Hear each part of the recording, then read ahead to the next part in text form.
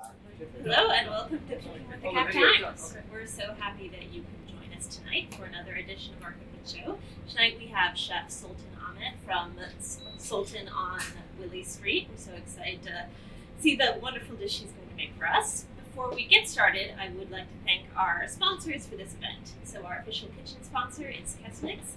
That's where we are tonight, and they host us every month in this beautiful space. You can also come in here and shop like a chef because it's open to the public. So all of your kitchen supply needs, they have that and much more. So you should stop in. We'd also like to thank our official wine sponsor, Leopold's Books Bar Cafe on Regent Street. They always pick a perfect wine to pair with each dish, and we get to enjoy that here in person. And if you are watching from home and you ask questions throughout, we'll get them answered by the chef. And the person who asks the best question, best is subjective. We just decide by different criteria every time. That person will win a bottle of wine from Leopold's that you can go and pick up there. So send your questions through the chat, and even if you don't win, stop by Leopold's because they're a lovely space to get books, wine, espresso, so much more. And then our official video partner is Hinkley. They make this streaming, what you're watching right now, possible. We're so grateful to them.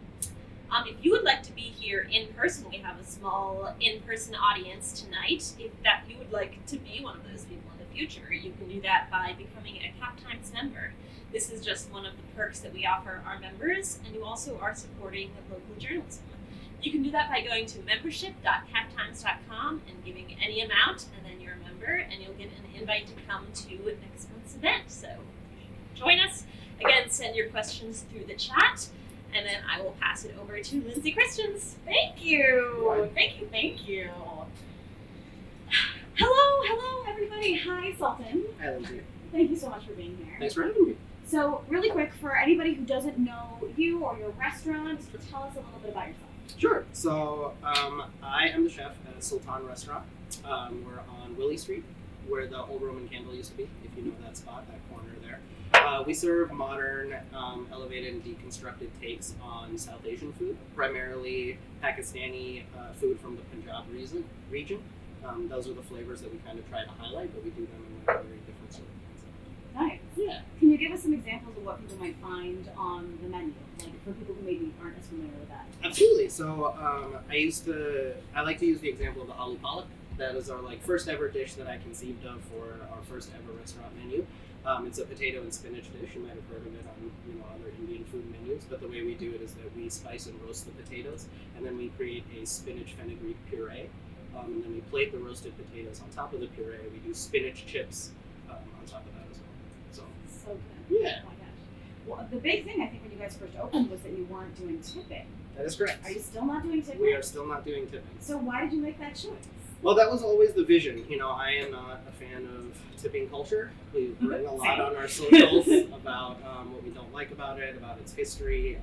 We also think that it's really counter to what you would think. We think it's really disruptive to the hospitality industry because there are a lot of people who don't view hospitality, especially as front of house, as career positions. Wow. Because tip positions, you don't really look at them as like, I can do this for my life and feed my family, right? And we kind of want to change that model and do things a little differently. I also think from an economic perspective, my personal philosophy is like if a business can't afford the cost of being in business, then it shouldn't be in business. And I think labor is a primary cost of doing business, right? Like that's just, you have to pay for labor. That's the nature of owning a business. And so I genuinely believe like if I can't afford that at a good market rate, then I probably have to be a restaurateur. Got it. All right. So the dish that you chose for us tonight, duck jalfrezi. Yeah. Tell us a little. I don't think I'd heard the word jalfrezi before.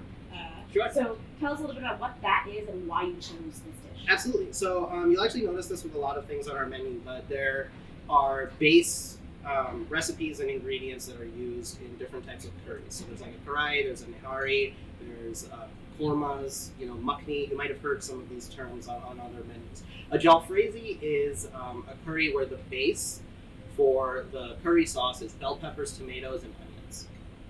Sounds like yeah, kind of. You just switch out the bell pepper, right? Yeah. And this is actually a dish that originated in Nepal, Okay. which is out of fusion with Eastern Asia. So it was originally intended to be, the original formulation was almost like a sweet and sour curry sort of dish. Ooh, okay. With that base of ingredients. Typically for a jalfrezi, you would have chicken is what you would normally use. There are also a lot of vegetarian jalfrezis because you get a good base of vegetable already in there. Nice. But we do ours with duck. Ooh, beautiful. Yeah. So, you've got 4 duck here. Yep. How many pieces of duck do you recommend per person? So we're doing 1 duck breast per person. We Okay. have 8 more in the fridge that Okay. we'll whip up, but just for the purposes of showing up the duck. Yeah, that's perfect. So, but you would want to estimate 1. Yeah, I estimate one duck breast per person is about a good portion size. Perfect. Okay. Well, where do you want to get started? All right, so I'm actually going to start with something that I have working here already. So this is going to be the base of our sweet and sour sauce. So if you've read the recipe, the preparation I'm going to do here is called a gastrique. This is a very fundamental sort of preparation that you can use for the base of any sort of sweet or sour sauce that you want. So the one... I'm sorry to interrupt. I Oh, just yeah. want to say, I think you might have flunked it on mute. Oh, Oh. we need to turn the microphone back on. It's not Okay. very good. We're still getting the sound, but I'm just double checking. Thank you for your patience, everyone. All right. Should I keep going? Yeah, are we good? Sorry about that. Yeah, you're good. We're amazing. Thank you. So we're gonna do ours as a blood orange sauce. At the end of blood orange duck sauce, and because orange pairs really well with duck, I find. And it also Classic. lets us harken back to those sweet and sour sort of roots of the dish a little Nice. bit. So the first step, I'm just making a basic caramel here. So a cup of sugar and just enough water to cover it, and then you just boil it and let it sit until it's pretty much done boiling. So I started this a little bit earlier just for time's sake. So this is pretty much done and it is now like a syrupy, almost syrupy caramel. So when it gets to this stage, You can smell it. It's really lovely caramelized, brown sugar. Yeah. you take however much acid you want, depending on the amount of gastrique that you want to produce, right? So I'm going to do about half a cup, 3/4 cup of vinegar, and then fill out the rest with orange juice that I'm going to squeeze right into it. Now I mentioned this in the recipe too, but make sure you're standing a little far away when you pour this in because it does take your breath away a little bit. So I'm going to pour that in and then swirl it around a little bit, and then kind of the same thing. You just leave the heat on and you let it cook and you let it reduce. I'm going to add the orange juice too. It smells so good. It smells like sugar. Oh, that's great. It catches the little seeds. Exactly. Not trick. Like that. All right.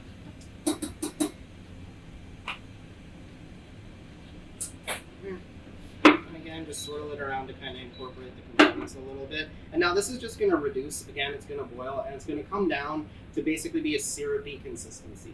Like if you think of a sweet and sour sauce that you might get out of a jar, it'll almost be like that consistency. And then at that point, you can do whatever you want to it.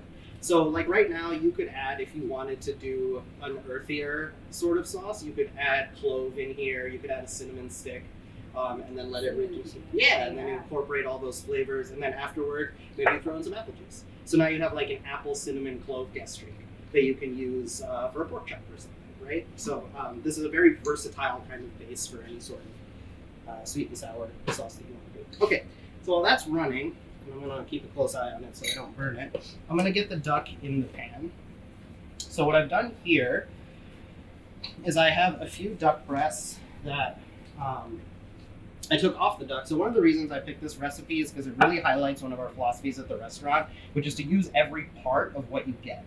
So like with the orange, you're going to see we use the juice, we use the zest, and even the rind itself, because we have candied orange peel that we're going to garnish the dish with, right? So we're really using all of the orange. Same thing with the duck here. So we're going to use duck stock, we're going to use duck fat, and we're going to use the actual meat of the duck itself. So it kind of highlights minimizing waste as much as possible. It's something like 67% of food in this country goes to waste, which is a ridiculous statistic when you think about it. But we try to avoid that as much as possible.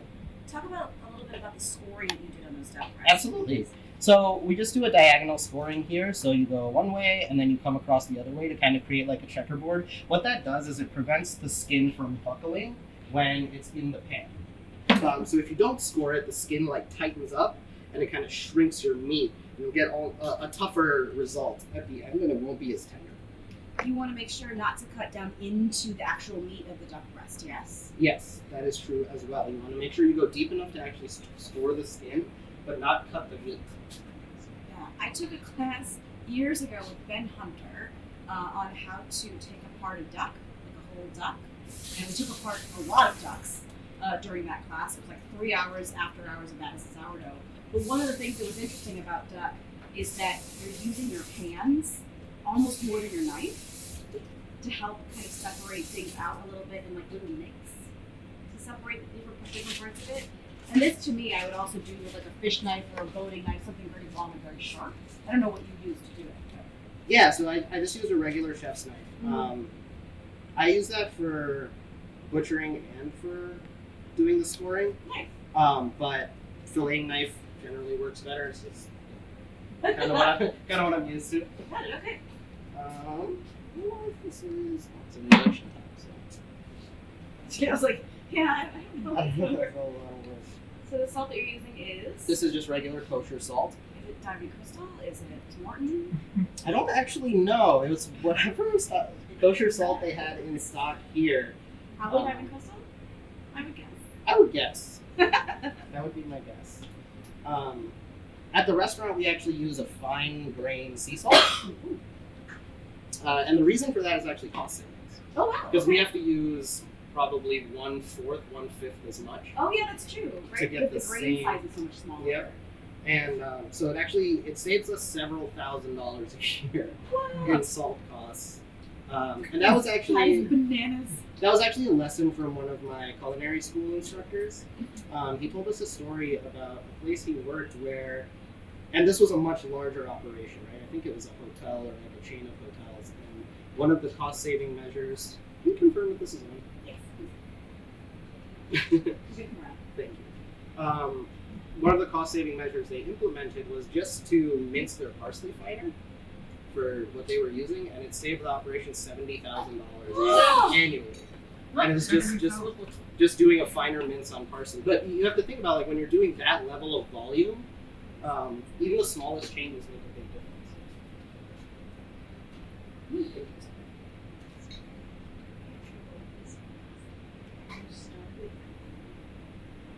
Yes. The duck starting in a cold pan. I think that's on purpose. Yes. Because it helps the fat to render. Yep, exactly. So that's one of the And things I there's was no going to say. oil in it. Right? Yep, so no oil. When you're doing duck, it's pretty unusual because you don't need oil because it's so fatty that all that fat's going to come off. And unlike other things, you actually probably should start in a colder pan depending on how thick that fat is on your duck. Because if you start in a hot pan, what happens is you burn the fat before it all like renders out.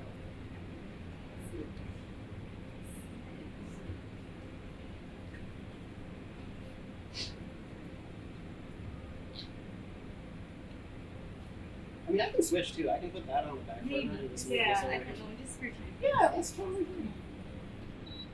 fine. Oh.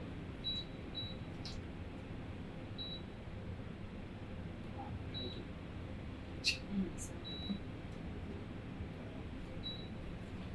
Alright, so I will show this. This is partially reduced. So you can see it's getting a little syrupy here. I would say probably has another 3 minutes to go. And then we should be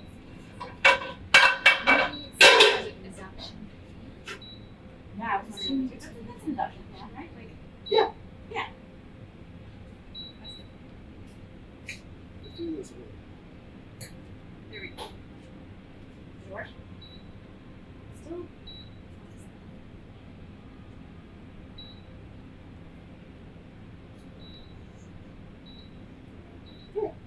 I mean, I think I can just do it. Yeah. Is it pan with an induction?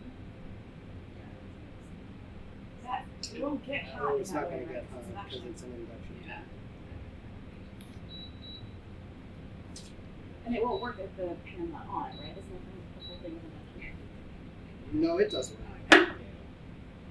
It'll at least Waiting for the other one. it'll at least show the temperature scale.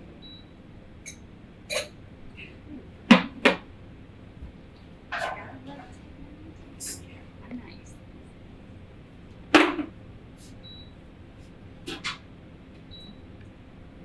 Well, that's weird. Maybe it's Maybe it is the pan. There is certain That's good. Like, yes. yeah. Okay. One of them thick. Well,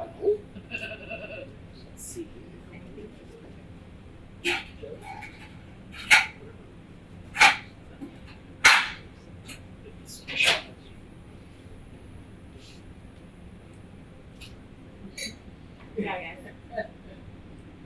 It's live. It's live television. Right. All right, this one looks good. Yay. Wow. Sweet. It was the pan. Yeah. So maybe this one would also work with the pan. Perhaps. Maybe, Yeah. right? We'll give it a shot. It looks metal. Like it looks correct. Yeah, I think it's the same. We gotta have some certain, like, it's fun. Yeah. You know, it's like La Creuset will work on induction, but, you know, you gotta have some special kind of, it's gotta be some special, something in the pan to get it to work. The thought is that there's some magic metal in the pan. Yes, right. Magic metal. Magic metal. So, I want to make sure. There we go. That's the sound we like to Yeah. hear. Sizzle, sizzle. All right, so our duck fat is rendering here, and then.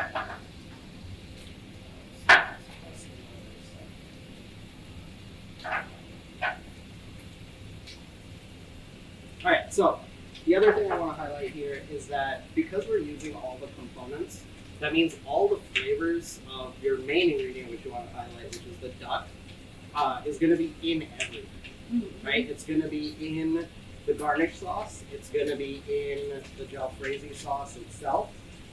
So we really want all that duck goodness to permeate. So for like the vegetables, you're going to see we're not going to use a canola oil. We're just going to use the duck fat to saute the vegetables, right? To really get that flavor. Where would you suggest that people find ducks? So Conscious Carnivore is Dry Plug. I love those guys. My favorite butcher, really the only butcher I go to. And their meats are sourced humane, antibiotic and hormone free. Doesn't get better than that. So that's what I'd recommend.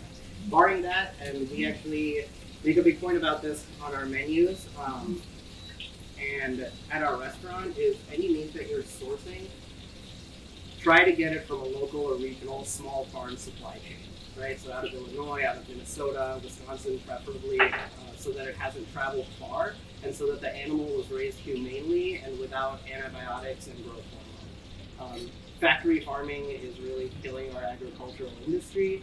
If you guys don't know, 4 companies process over 70% of the meat in this country, and it's like rapidly approaching 100%. Because what happens is that it becomes, because of distribution supply chains, it becomes economically unfeasible for small farms to be in operation, right? Like nobody wants to pay twice the price for meat at the grocery store because they don't understand what happened before it got to the grocery store, right? And so these big companies come in and they're like, hey, we'll pay you $2 million for all of your farm assets. And if you're a struggling farmer who has to think about their children and their family and everything, well, it seems like a pretty sweet deal sometimes. And so these small farms are getting bought up and converted into factory farm operations. And if you guys didn't know, like one great example of the problems that can cause is, I think 2 years ago, we had to cull like 3 million chickens, 2 million chickens, something like that, because there was a breakout of avian flu in like a small handful of chickens. But because you have a factory farming operation where millions of them are in close quarters, you can't ship any of those chickens now. They all have to be culled, which is a loss of life. It's a loss of resources, and that's just like, it's endemic in this country. So anyway, that's my farming plug. I like it. Support Farm plug. support your regional local farmers, please.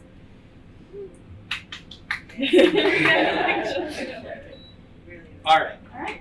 So the duck is getting going here. yeah, so the duck is getting going. It's searing, and you can see some of the fat rendering. One of the things that you want to make sure when you do when you're cooking duck is actually get that fat out of the pan as it collects. Because what happens is you'll end up boiling or almost deep frying part of the duck if you don't get it out of there, and so the skin doesn't crisp up as well, and it's just like overall a bad result. So, but you don't want to throw it away, right? Because that's just waste. So what we're going to do is we're just going to drain that fat into our pan here. Thank you. Put this guy back on the heat. And then, I think I'm going to do this part back here. All right, do it. That's okay. Cause Are you good? Yeah, absolutely, yeah. I'll angle it a little bit so you can see. So just a little bit of duck fat I'm gonna get that going. You'll also notice I didn't put a ton of fat in there. One, because it's still rendering, so I'll add more. But the other thing is because I'm adding a lot of tomato, that tomato is gonna release moisture. So is the onion, so is the bell pepper. So you don't really need a ton of fat in there.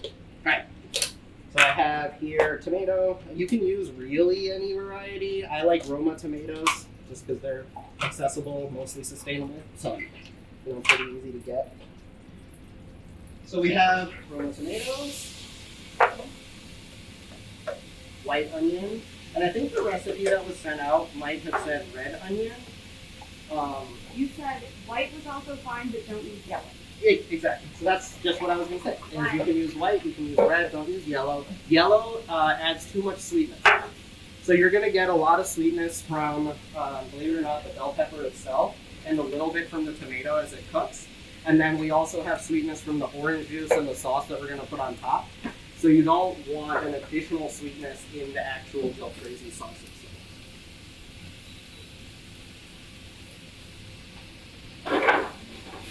I really like the rough chop. I will say the recipe has a lot of peppers and onions, and because it's a rough chop, the lazy cook that I am, I would be tempted to just throw a bunch of like large pieces into a food processor and go zhush, zhush, zhush. Do you approve this? I do approve it, but I approve it after it's done cooking. Oh! So What does it say there's no time? So with a very traditional jalfrezi sauce, you would actually just do it like this, and you would leave the chunks of vegetables in there and serve it like that. For a little bit of refinement and elevation, what we do is once this is all cooked down, we throw it in a blender, blend it up, and run it through a tammy or a strainer to get like a nice, smoother pureed sauce. We don't necessarily want like a glossy one. We're not looking for a gloss, but a little bit of refinement there. And then we have the chunks of vegetables, which I'll show you guys, that are actually garnished on top to add that texture that you would get otherwise. So the reason we do this is because if you've ever had like takeout curry, I find personally that a lot of the ingredients that are in the curry get lost in the sauce, so to speak, right? That's why we sort of deconstruct the components and put them separately in like almost a layered fashion, because then I feel you can taste everything better. You can taste the sauce itself better, you can taste the vegetables that go in it better, you can taste the stuff better, so you get, each component is highlighted. Beautiful. All right. Okay, cool. So that's working. I have here my jalfrezi seasoning pre-mixed. The exact ratios are in the recipe. One thing I will say is all spices are different, depending on where you get them, where they were grown, what kind of soil, how much humidity. So the only real way to get a good ratio is to taste it. So you start with a little bit, especially if you haven't worked with spices a lot. Start with a little bit,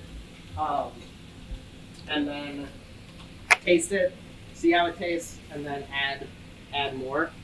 Don't start with a lot, because it's way harder to take stuff out than to put it in. I thought that your note about spices was really a good one, like that you do want to be able to taste it. I do sometimes find it a little bit challenging to taste when the spices are raw, and so I like the note of like maybe blooming them a little bit of that. Yep. Yeah, add a little bit of neutral oil, like a canola oil, or even an olive oil is fine, and then you can put some of the spices in there, let them toast for 30 seconds, and then you can just taste the oil, like you would balsamic oil or garlic oil or anything else.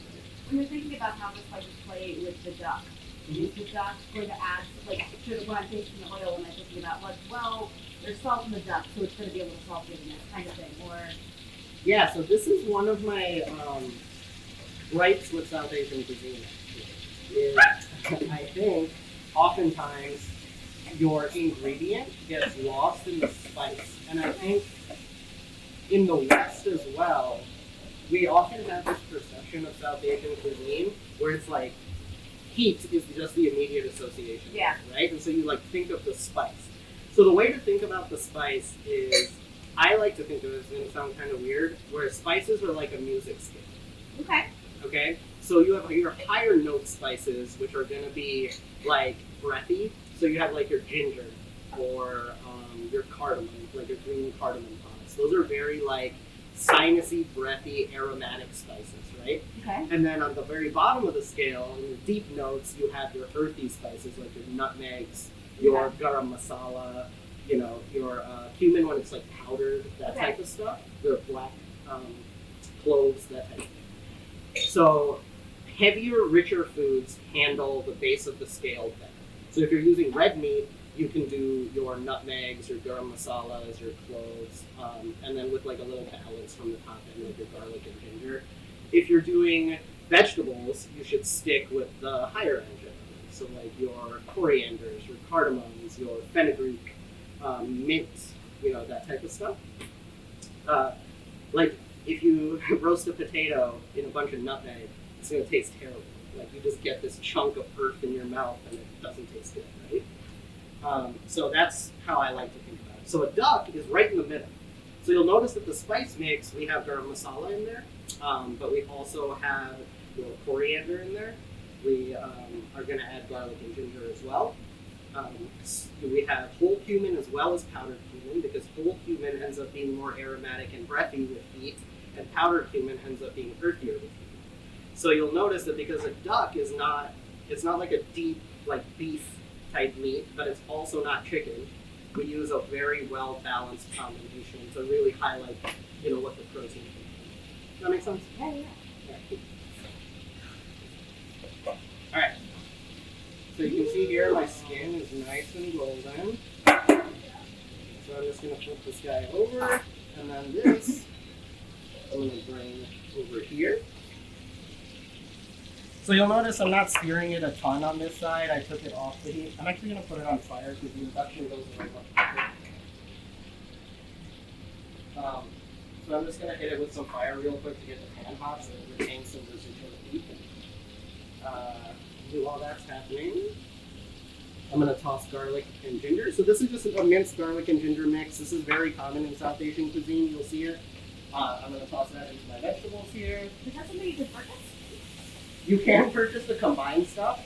I don't recommend it because a lot of the flavor has evaporated. Get yourself some fresh garlic and ginger and mince it yourself.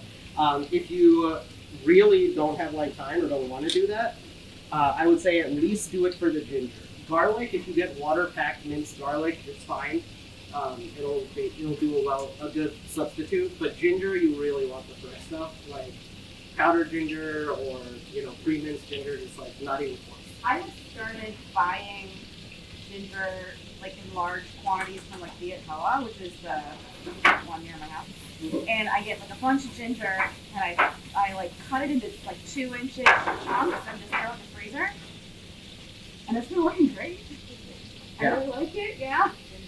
Because otherwise I'll buy a bunch of ginger and it doesn't last that long, We do have a question. Erica wants to know, as a chef, if you had to pick only 3 spices, barring salt and pepper, that were your holy trinity, the only ones you could use for the rest of your life, what would they be? Only ones I could use for the rest of my life. Okay, I'm going to exclude garlic and ginger from the spices because I'm going to say those are ingredients, right? Like roots. So, a little cheat code. I would say coriander, cardamom, and garam masala. Is it garam masala a spice blend? Correct. Another cheat code. Hey! That is another cheat code. It's got turmeric in it. I don't have the anything. Okay, so here I have my duck, basically crisped up and rendered. And so now what we're going to do is take our duck breast friends, stick them in. So if you have butter paper, that's ideal. It's like a special thing. I don't really know what makes it special, but it's really great if you want to butter bake things. It's like parchment paper. I looked at butter paper, and it's basically the same as parchment paper. This I feel would be easier for me because aluminum foil holds its shape a little bit more. Yeah, this is just it works relatively well. It's perfectly fine. Some people say it will poison you or something. Remember that thing about aluminum foil? Have you guys heard the thing about aluminum foil? You're not supposed to use it because I don't know. Anyway, I clearly don't know enough about it to. But So- parchment paper would work too if you like make a little packet. Yep, exactly. Parchment paper works just fine as well. So what I'm gonna do is I'm just gonna put a couple knobs of butter in here, and then a couple sprigs of rosemary. So knob of butter is a term I've heard fairly frequently, right? But my editor flagged it in the recipe and was like, "That's a weird word." Yeah, I think it's a I was Gordon like, I've Ramsay heard of it. thing. Is it really? I I was think like, so. I've heard it before, and it didn't seem weird to me. But he was like, "What is that?" And so I changed it in the recipe to like a pat of butter or a piece of butter or something. A Like knob is approximately 3/4 of a tablespoon. Look at that. So, There's an actual measurement. Culinary. give or take a full tablespoon. All right. So I'm just gonna so rosemary, butter, and I just wrap those duck breasts up. They're gonna go in the oven. Now, depending on how you like your cook, we serve our duck medium-ish, which, in my opinion, is how it should be. Whatever. I looked up what that was. It's about 130, I think. 135. Yeah. Yep. So we're gonna let it sit in there for a little bit of time until it gets up to that temperature. So while that's happening, we're gonna continue our cooking here. We need some water. So for your jalfrezi sauce here, once it gets to this stage where some of the vegetables have caramelized, a good amount of the spice is cooked off. This is, you can see more duck fat has rendered. Again, to not waste, and this is like really good flavor. Do you want to show the camera like what that looks like? Yeah, absolutely. So you can see how you have what's all this caramelized stuff on the bottom. This is called fond. So anytime you like sear a meat, you're going to end up with some sort of fond at the bottom generally, and you want to keep that flavor. Right? Easiest way to do that: you take a little bit of water, apply some heat. It'll lift all of that up into some goodness. Sometimes Not when I'm alcohol. in this Yeah, I case? was like, yeah.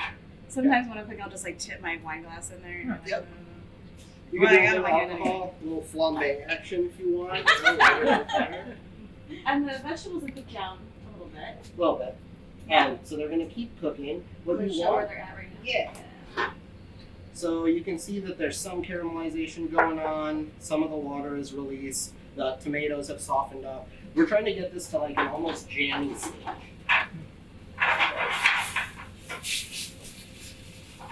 So now I got all this good fond that has lifted up off my pan. It's in the process of lifting. I'm going to grab a spatula just to scrape some of that.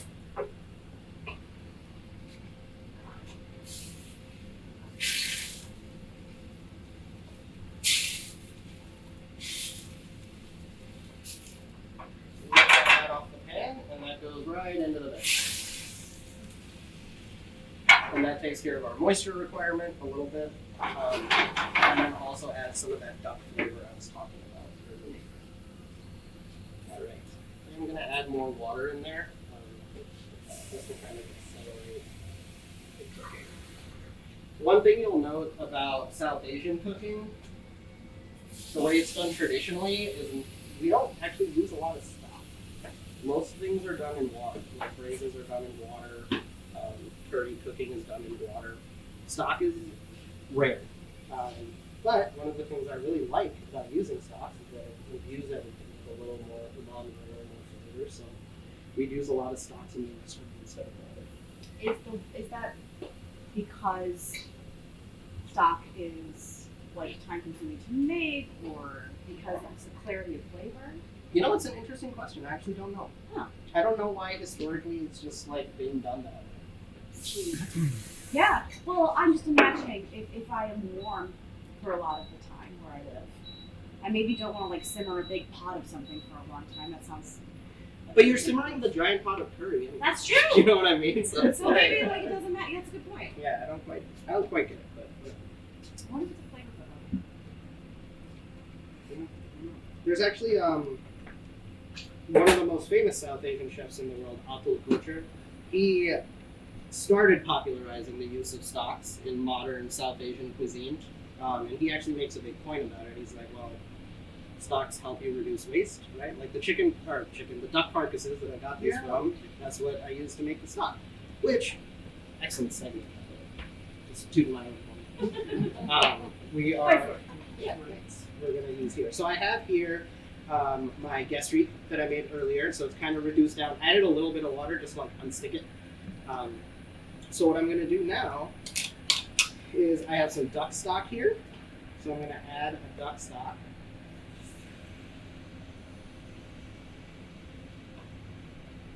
And I have a little bit of duck fat. So you'll notice that the breasts are all trimmed, right? All that trim, we render that down and get really nice duck fat, which we use for potatoes, for more duck, for vegetables, for other things, right? Again, we don't want to waste all that good flesh and flavor. Duck especially, I think, has like a really rich flavor. With the sauce, though, you only want a little bit. So maybe just like half a tablespoon for the sauce here. It's like ghee, but Yeah. Right. So what we would do, so with the guest streak, if you add a brown stock and some butter in here instead of what is a less brown stock and duck fat that we use, that would be a traditional bigarade sauce that you would use in like a duck à l'orange.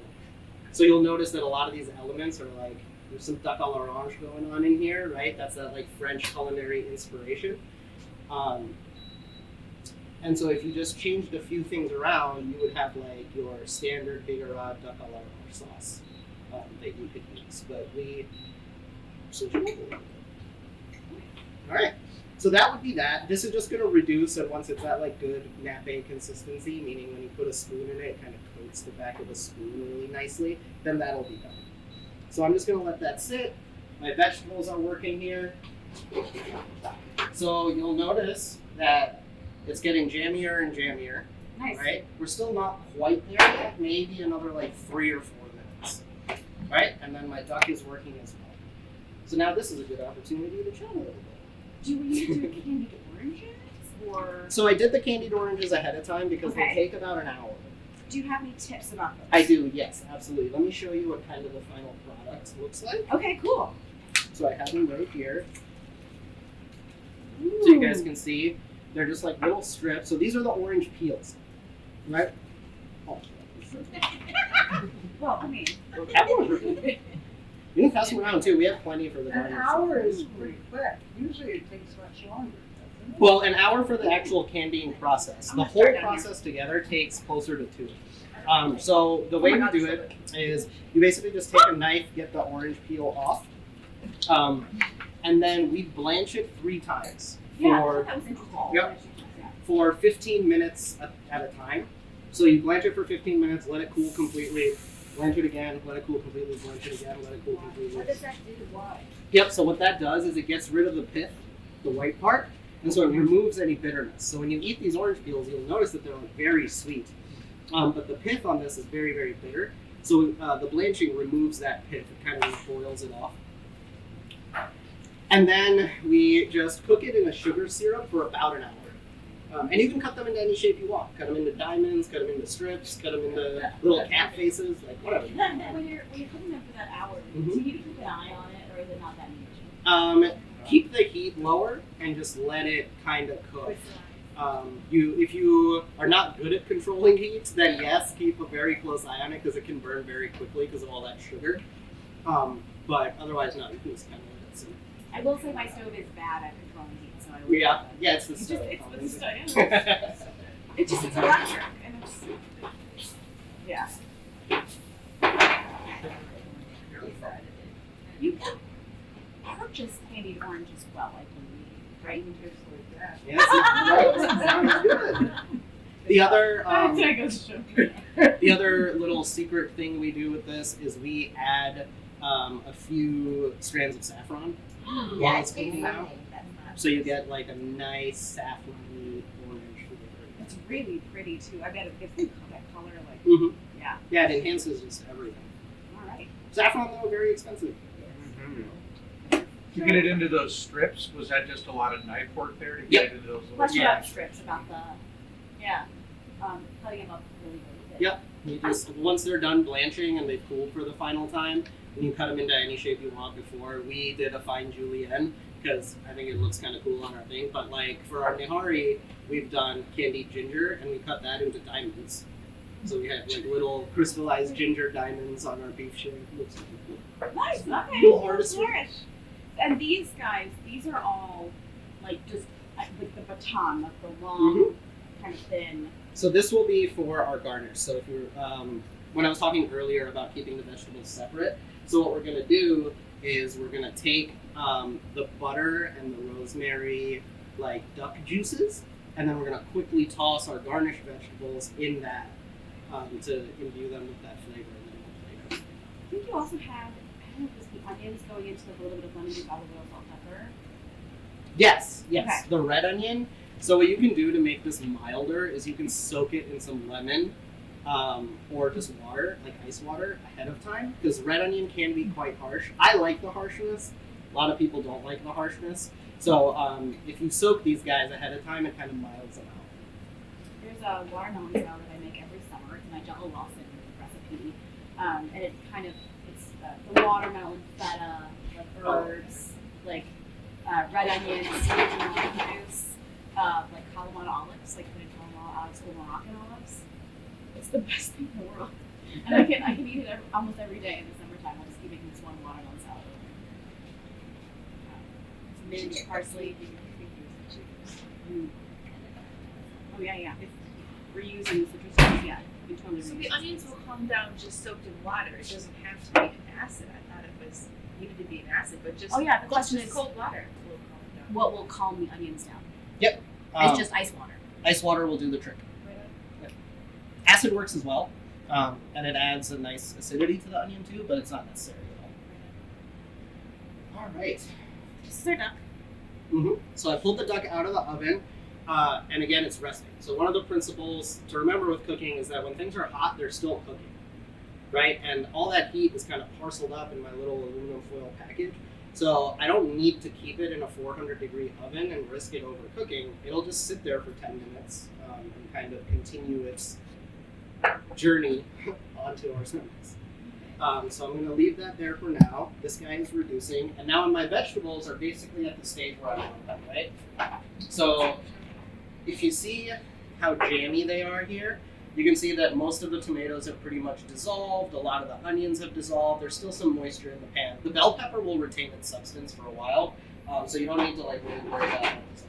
So at this point, what I do is take all of this, stick it in a blender, blend it up, and then taste. If you find that it's too much, yogurt is a great way to bring it down. Add a little like tablespoon of Greek yogurt, blend it up some more. Add some lime juice, blend it up some more, and keep tasting if you need to bring it down. If you need to add more, do it in a saucepan on the stove, because those spices need to cook. If you just blend them in there raw, you're gonna get a lot of bitterness and like astringency in your sauce, which is very unpleasant. So make sure if you need to add more, you stick it in the saucepan and let it cook. Okay, so I'm not gonna blend these here because it's blending, or you can use a stick blender too if you have one of those. But this is kind of the end result that you're looking for. Ooh, yeah, bring that up a little bit. Yeah. So this is like the final blended jalfrezi sauce. It looks almost like mole, like it's It does have the look of a mole. So that's kind of the end result you want. Now again, in a traditional jalfrezi, you would actually just serve it just like this. So you would take this, you would cut up the duck breast, cook it in this bag, and then just serve it. Right? So that's like a very traditional preparation. Is it kind of like stewed vegetable over the top, would you say? It feels like maybe it's like stewed vegetable. The question is about whether it's stewed vegetables. Or not quite. Yeah, it's not quite stewed because there's not as much moisture. Like you're not cooking it in water. You're just adding the water really to accelerate the decomposition of the vegetable. Does that make sense? But it's kind of like halfway between stewing and sauteing, you know? Stewing. If they were more sauteed, the onions would go in before the other ingredients. Is that right? Like I thought it was interesting they all went in at the same time. Excellent point.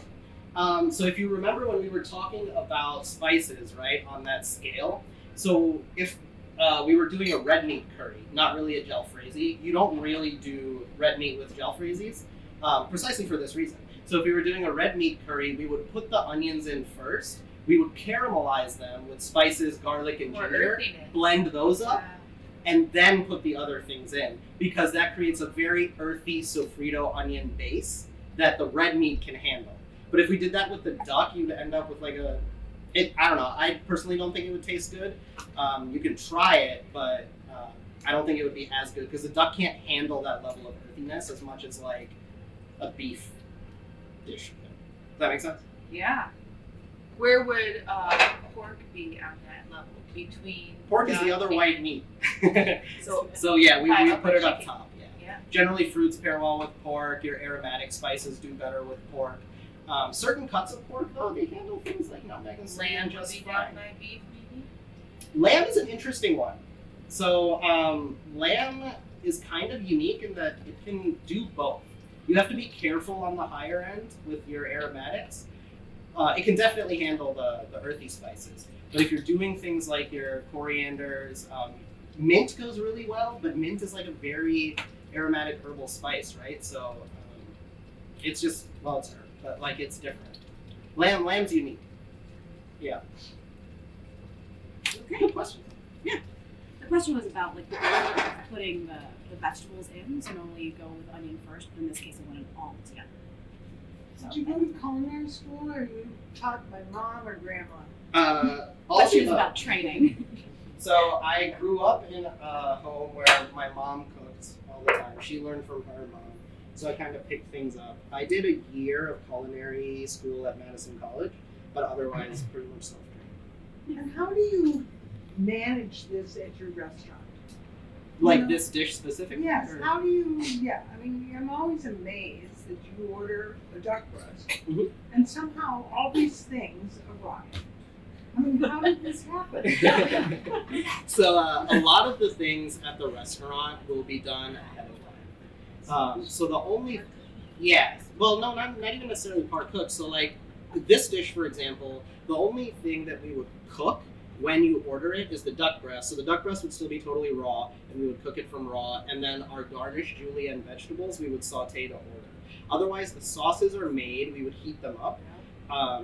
The garnishes, like the candied orange peel, is already made. By the way, if you make this at home, it'll stay good on your shelf for like 2 weeks. So you can just leave it there. So that type of stuff is like all made. And so that the sauce would be made. So this guy here would be made. We would pick it up in a saucepan and heat it up for plating. So yeah, a lot of that is made. Sometimes during service, we will find we did something wrong, or we run out of something, or whatever. In which case, we're like, sorry, there's something wrong with our stove. We have to fix it real quick. Your duck will be just another 10 minutes. And then we kind of do it all together. But yeah, like we get there, 7, 8 in the morning, and make sure all the preparation is done, so that when you order, you're not waiting like a full hour for your food. Back, how are we doing in time? We have 8 minutes. Okay. Good time. Okay, so just the last part here. We're gonna unfold our beautiful duck breast. This might be a touch over, but that's okay. So I'm gonna take these out.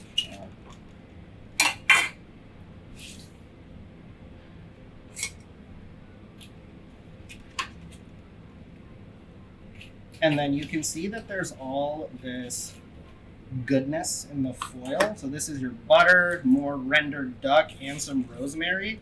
You don't want to waste all that good flavor. So we're just going to dump that into the pan.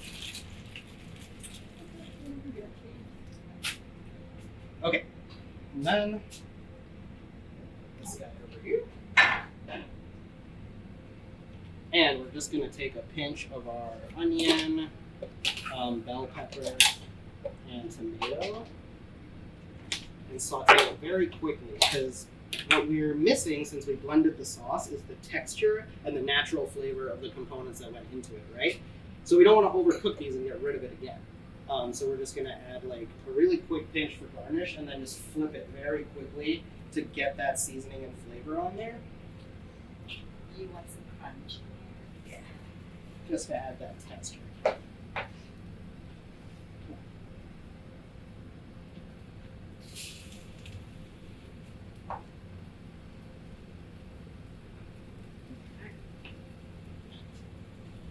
I just want to mention that now is your time to get your final questions in before we pick the winner right now we have just had one question, so that person is winning. So I'm gonna slide in there. Hit us with some questions. Competition.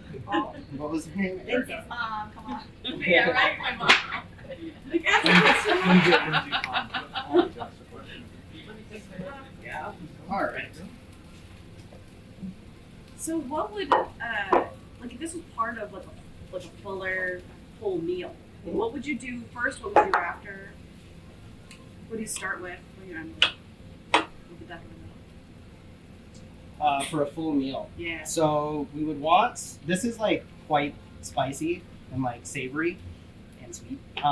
So we would start with something lighter. Okay. We'd probably do like, especially since it's summer, like some sort of fruit salad. We have a good like mango, strawberry mint, strawberry whipped cream salad on our menu right now. I think that would be pretty perfect to start with. This could be our entree, and then for dessert, man, so many options. I actually just got back from Louisiana. Nice. One of the ideas that I was inspired to do when I was down there was a South Asian bananas foster that's flambéed in an Indian whiskey. There's an Indian whiskey called Amrut, which we serve. That's what we use for our old fashions at the restaurant. And it's just like very smoky, spicy, complicated, and flambeing the bananas in that and adding a little bit of South Asian spice, I think would be a perfect like way to finish off that meal. Nice. Nice. So you mentioned that like you grew up learning how to cook some of these things, right? Mhm. What do your parents make of the way that you're interpreting the cuisine now? Um, I mean, like, are they into it? they're not into it. Oh, yeah. I don't want to lie, you know. But Well, because there's a lot of tradition in these things, Yeah. right? Like, it's and we actually get that a lot from South Asian customers as well. Is folks will say that like this is not Indian, it's not Pakistani or whatever. But you know, we're trying to just do it a little different, a little more. All right. So if you've been to the restaurant, you'll know that I like a lot of motion in my plating. So I'm not like a neat lines and geometry guy. I'm more of a Tweezer man. Yeah, I'm more of a splat smears and letting things fall as they do naturally type of guy. My staff are not fans of it, but you know, they have to do what chefs do. So, all right, so a little bit of the jalfrezi sauce, just splat it onto the plate here. Oh, we got our pan. So these are our garnish vegetables. So you can see here, they still have some crunch to them, but they've been cooked. So it won't just be like a raw bell pepper, onion astringency in there. And then again, I just kind of set it in the sauce and let the vegetables fall as they're gonna fall. I'm not very like, I don't want to create a step ladder or a crisscross. I think that's kind of my homage to the fact that this cuisine is not intended to be very precise in that way. You know, it's always intended to be more like home flavors and kind of looser shareable presentation. I thought I had. Okay. And then we take our duck here. It's been resting for a little bit. Yeah, so this is just above medium. Probably let it sit in the oven a touch too long, but still very juicy, very tender. There is a big reluctance in South Asian cuisine and culture to eat anything that's even a little bit undercooked. So like even a medium well duck would not fly in India or Pakistan. You know, you would need to take it all the way to well done. Oh. Which was a great issue for me growing up because my mom would always make steaks like very, very well done, and I'm like, this isn't the play, you know. All right, take this guy. Very, very dead. Like fully all the way. Yeah, exactly. All right, so you got your duck. So this was our bigaraj sauce. I did make some ahead of time as well, so I'm just gonna heat that all up together. That's a pretty good streak with Yeah. the sweet and sour, like caramel.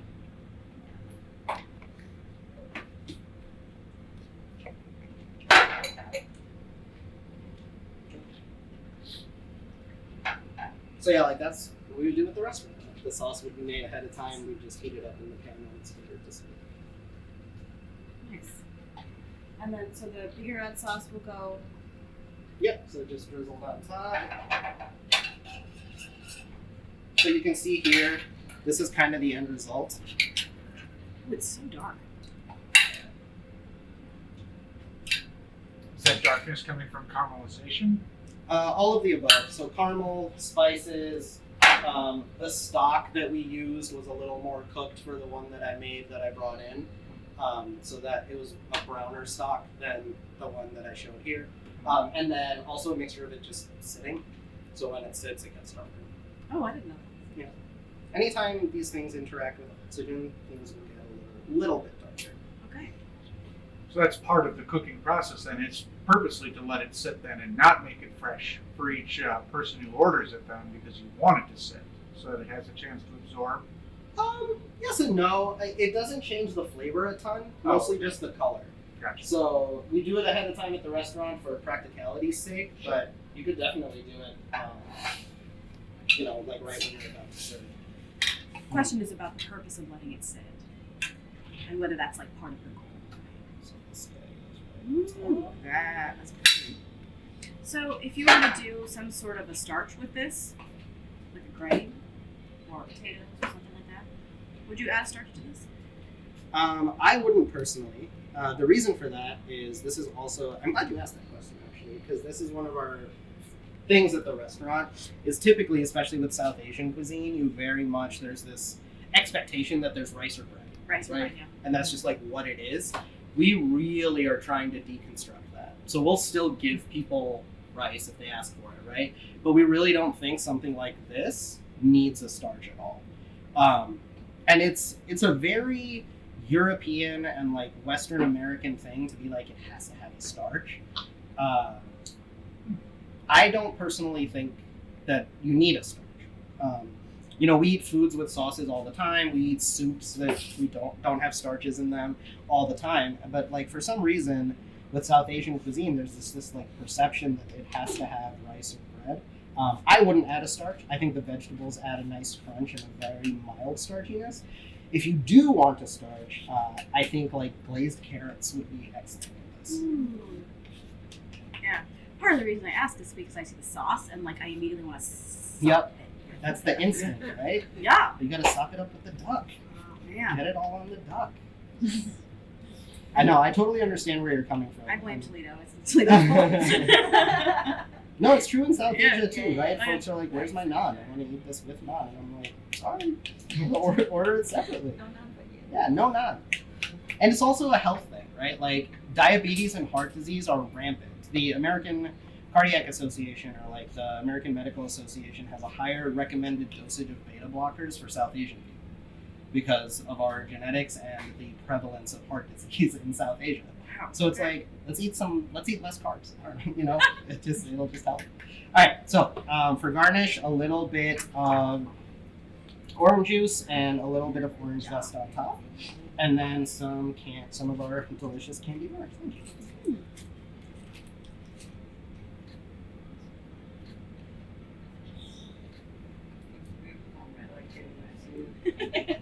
I love the color from the veggies too, like the orange and And then one of the things in South Asian cuisine that's done a lot is fresh herbs. So you'll notice a lot of our dishes are garnished with fresh herbs. I didn't put any on here, but you could do mint or cilantro. Both would work excellently, if you so choose. nice. But anyway, here you have Yay! a duck jalfrezi.